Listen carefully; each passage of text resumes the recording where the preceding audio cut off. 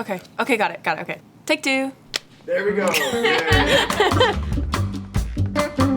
My name is Abigail Martin, and I'm the production designer for Neon. I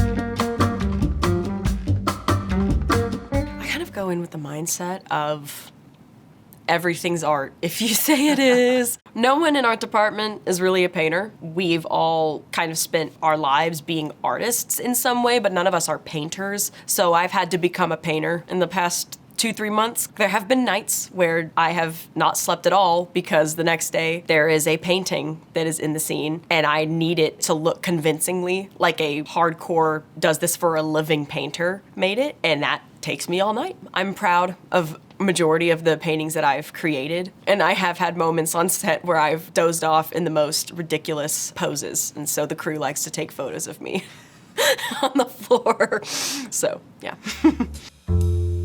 Some of the biggest challenges with shooting in the art gallery was the gallery itself had a lot of really expensive, very fragile pieces. Large portion of the paintings were done with oil paint, which takes months and months to dry. So not only do we have to move them and prop them up carefully, we also have to make sure we don't touch the front of them. And also there was a lot of furniture in the gallery that just wasn't really fitting the vision they had for it. So we had to move a lot of heavy, very delicate furniture. Pretty much everything in that gallery was an art piece.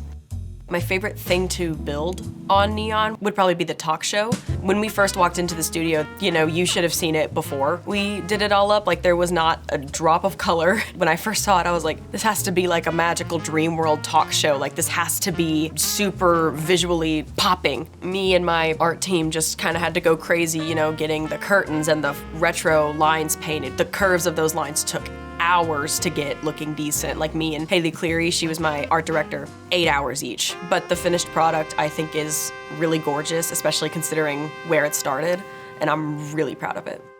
What I like a lot about production design is you're kind of building someone's life all around them. Most of how the character comes across is going to be done through the actor, obviously, because they're playing the character. I feel like a lot of people don't really consider how much the way that they design their spaces, how much that says about them. And so when I can go in and really try to pick apart Allie as a character, would she be slobby or would she keep her apartment tidy? Where does she put her dishes? Things like that. It's very subtle stuff that I like to think about and be able to place where I want. As much as it is annoying having to find ways to shortcut the lack of funds or lack of resources, it does force you to be a problem solver. And I find a lot of joy in finding solutions.